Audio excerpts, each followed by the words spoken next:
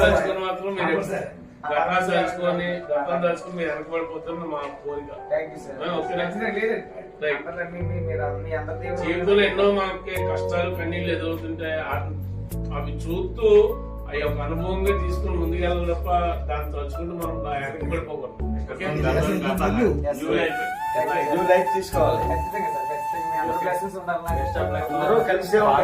Start చేయ life ని మంచిగా అంతా నీకు బాగుండి ఉంటుంది. మీరు అందరూ కలిసే ఉండాలి, కలిసి తిరగాలి.